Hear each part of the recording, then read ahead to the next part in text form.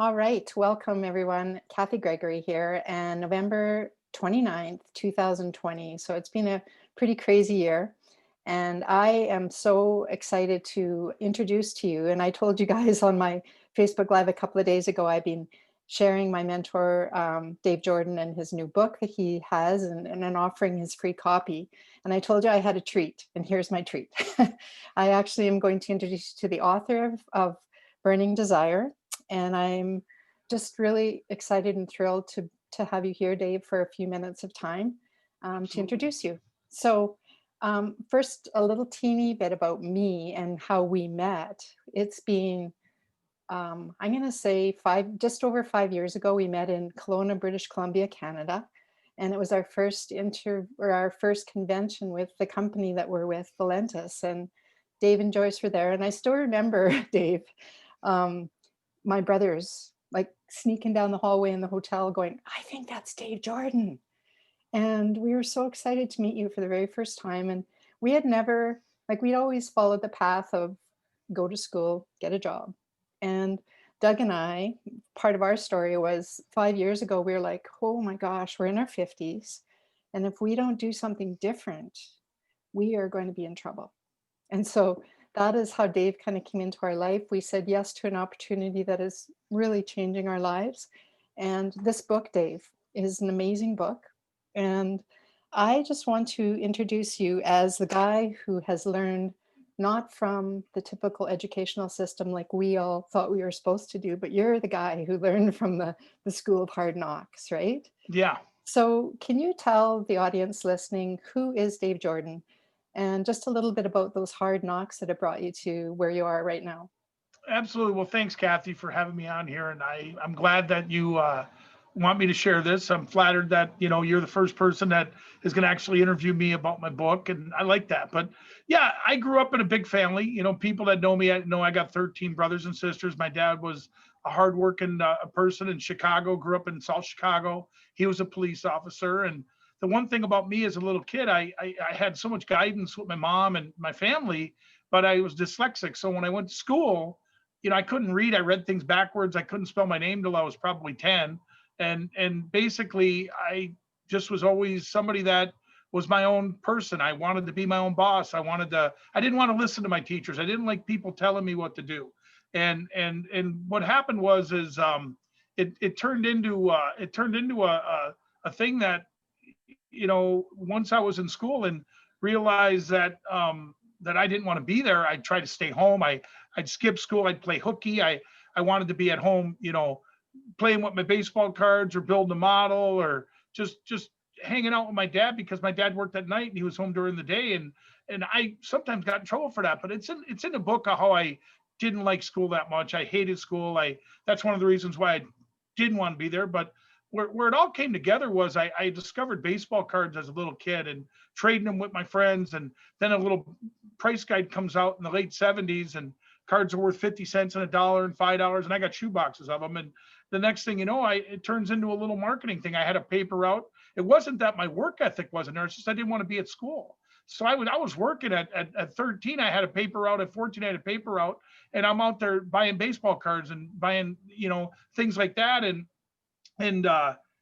just basically learned a lot on my own. I didn't learn anything at school. I always, my report cards had 4 F's all the time, and I got an A in gym, and then I always passed math because I was good at math, but I hated English, science, social studies. I hated all them classes. Can I just And ask you one thing, Dave, in that? yeah, Because I work in the school system. I used to work full time, and now I'm on a part time basis. And I've worked with lots of students who you're describing yourself as. And sometimes they think they're not worthy because they didn't pass a test. And if you can speak to those kids out there that might be listening or their parents are, as to, like, their future is bright. And I think that absolutely. you're a mentor that people should follow for that alone, is that you don't have to have the traditional, not that I'm No, telling kids to quit no, and everything, absolutely. especially in this world of the virtual schooling and everything else going on, but just to know that just because you didn't pass your English test doesn't mean you're not a very Absolutely. brilliant person, right? Yeah, and the thing is, it was a mental thing for me. I was dyslexic, like John Aremza, our other master distributor here. we couldn't spell. And when you can't spell and you're in school, and then you got older brothers that were there before you that kind of led a path, you kind of already got the teacher saying, here comes another Jordan. And I'm there, and the next thing you know, it was like my brothers, all of them are great. I love my brothers, and they all, none of them but my little brother have a high school education. So and they're all successful, they do well. But my thing is with me, I learned through like I said with the book, a burning desire, a desire to learn on my own. I didn't need somebody to tell me how to write a book or how to, that book was written by me, not a book writer, so it was written in my own words. And my thing is that being knocked down and getting back up, I was an amateur boxer when I quit school. I was 16 years old. I was an amateur boxer, and I know what it's like to get hit and punched and get knocked down. And the only way you're going to win is to get back up and keep fighting.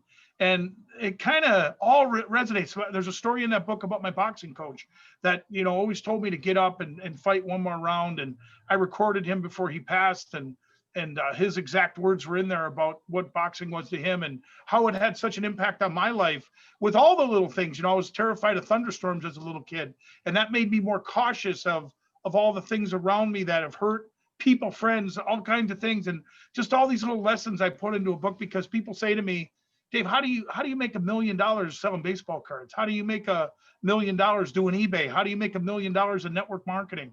How do you make $1 million in a small business? How do you make $1 million? I've done that in all these different things, and I've done it from the burning desire. I've done it from having the desire to go after it and let nothing get in my way. And there's a lot of challenges in that book that talk about, getting up top of the mountain and somebody kicks you down, and you could stay down, or you could get back up, put your hiking shoes on, and climb right back up. And, that's the one thing about that book. I think that when people read it, they're going to know it's not written by, Simon and Schuster or some big company, or it's a book written by a guy with a 8th grade education, and Well, it's a book that tells the truth. and when I was looking at the title of your book, Dave, I actually like to research a little bit. I was like, wonder why Dave picked the title. And I'm going to tell you what I think. Or no, you tell me what you why did you pick that title? And then I'll tell you what my research told me. Well, the underneath part, the art of taking negative energy and turning it into millions, it's the story of my life. I literally could sit down in a casino and take $500 and use my mind and get those numbers to show up for me, because my positive mindset already sees me winning. And it's a crazy thing, but I mean, I've literally been on Valentis events at conventions, and we were in Las Vegas or Henderson, and Jerry Booth, one of our double diamonds, and Kim Booth are standing there, and I'm literally telling Jerry I'm going to hit this jackpot. And while I'm sitting there telling Jerry, I win $40,000 while he's watching me play. And the guy literally has seen me do this 2 or 3 times in different places. But I believe it's mindset. I believe what the mind can believe it can achieve. And you don't have to have a education, or you don't have to be a rocket scientist or a doctor or a Harvard law grad, or you know what I'm saying? Or you don't gotta have that college degree to use your mind and believe nothing's going to get in my way. Nothing's going to stop me. Nothing's going to derail what I'm doing. And that's what that story of that book is: burning desire, the art of taking negative energy and turning it into millions. Yeah. And yeah, And so it's crazy, but there you go. This book came to me when as soon as I punched in burning desire, this book came up, and I'm like, oh my, because I know you've talked about this book so many times. And as I went through the different chapters in here, I'm like, oh, chapter 1, burning desire. Chapter 2, self-talk. Chapter 3, imagination. Absolute faith, specialize, plan, massive action, persistence. This is all you in here. Well, did you read the chapter of me actually listening to that book 13 times, Yes, not knowing the meaning of it? I know. And that was the crazy part. A guy, he actually just passed away. His name is Ardell Botten.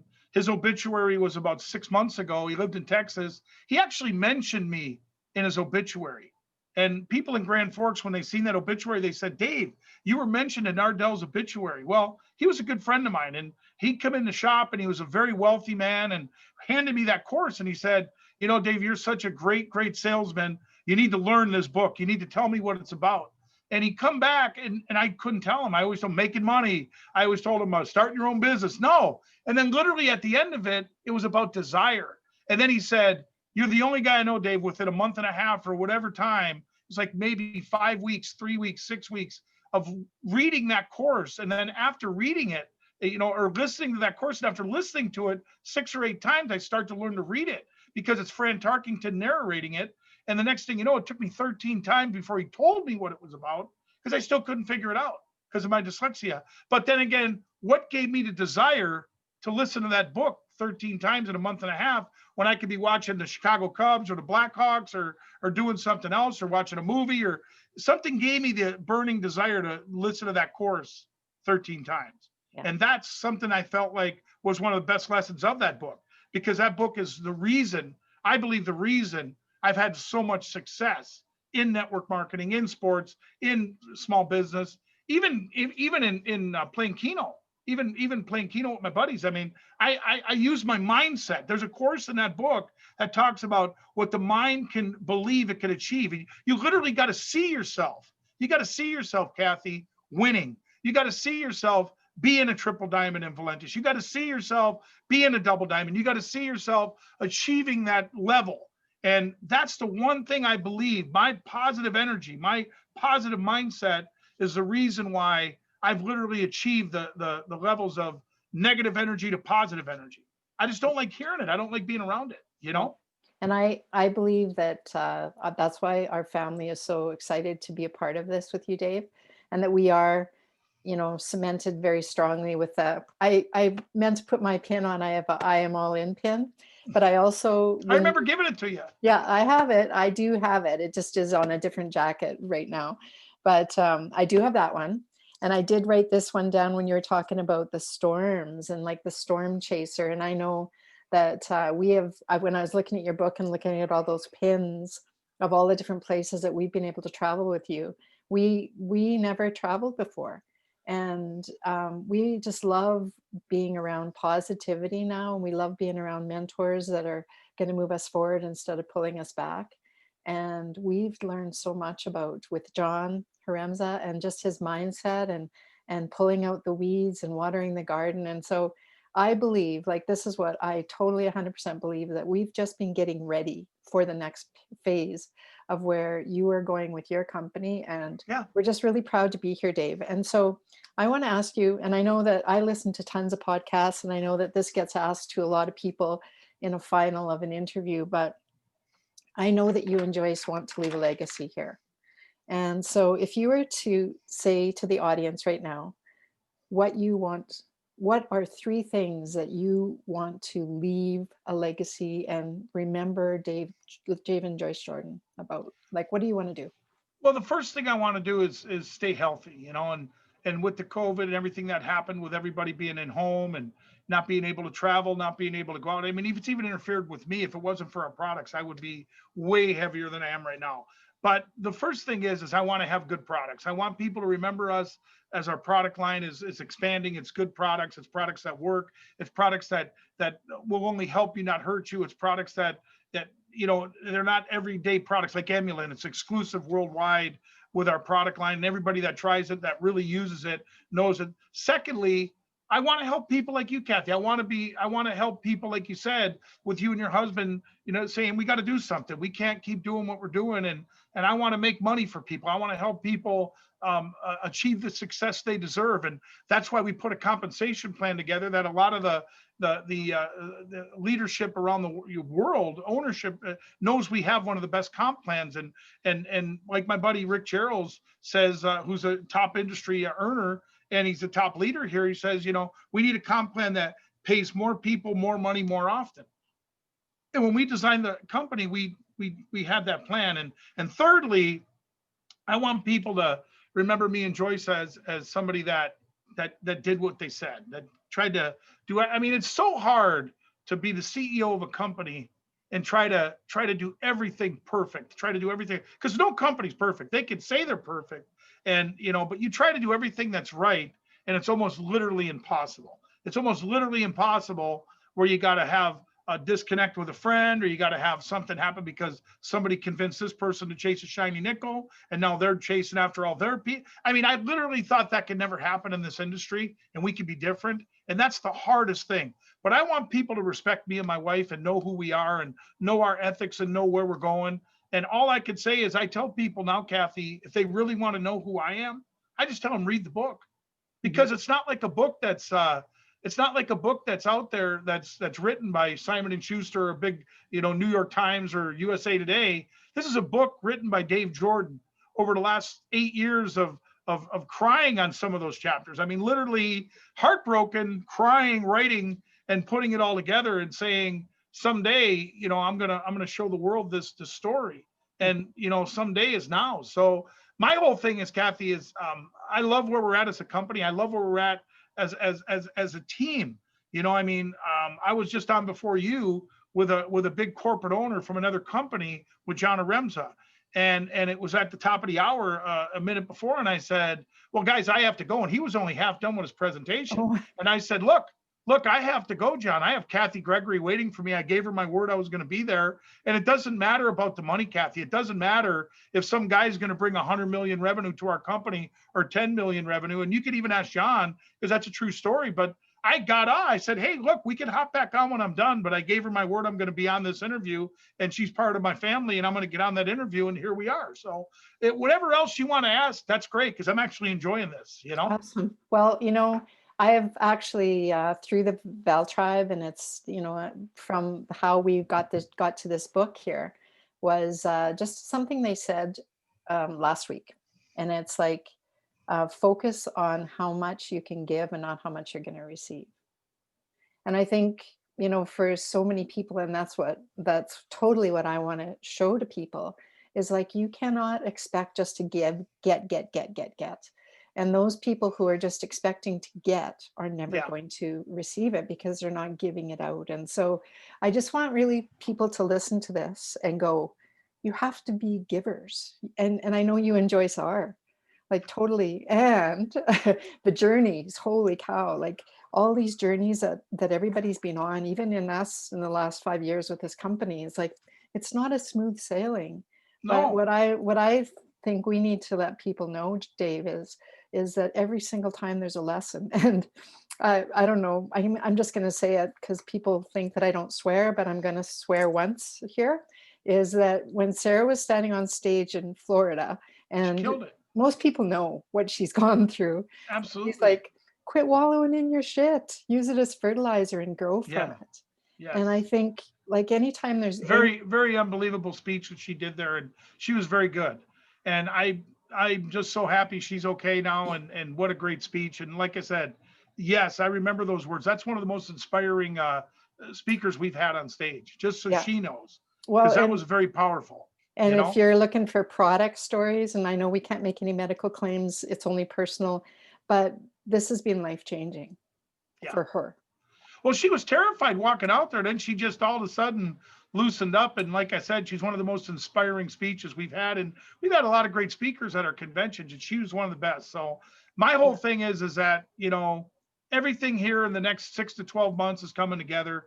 Canada is on the map as the comeback kid, as they led the world at one time. And Mhm. I believe they're going to be back in 21 with a vengeance. I mean, you got to remember, every province is registered in Canada. I mean, we have literally done it right there, and we have Right. literally moved forward. You guys have been with us and the team. If you need me to do anything else, Kathy, for any of this, anything else, you let me know. You reach out. You know how busy my schedule is, but I got time for you guys. And Okay. like I tell people, if you want to know Dave Jordan, read the book. You don't need That's to jump on exactly the right. phone. Yeah. Read the And I book. want to say your dad's name in the last word of this interview. When you said do it right, the first chapter in Dave's book talks about how the lesson that he learned from his dad. And I know I talked to this in the live a couple of weeks ago, that Dave learned the hard knock way of how to do it right from building models with your dad. So Yes, and it was yeah. very hard. One thing too, I think I mentioned this in the book, is I could never box in front of my father.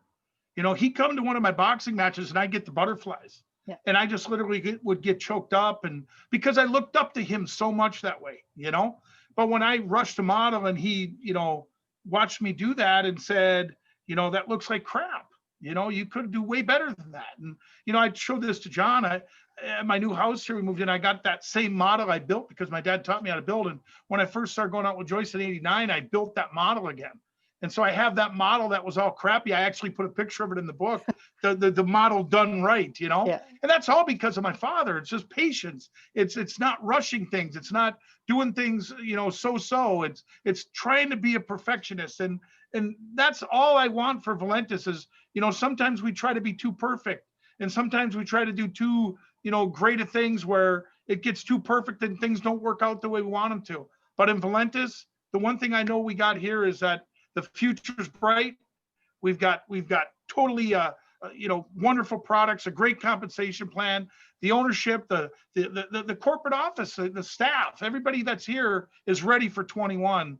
And I'll tell you what, this Valtribe system, Kathy, take advantage of that. And if you need me on another call, I committed to Rick, I committed to all the systems, I backed that 1,000%. And like I tell people, if you want to know who I am, read the book. Join Kathy Gregory, read the book, and join her team because she's got direct access to me. And anybody that wants to hook up with me on this team, I'm here for you guys.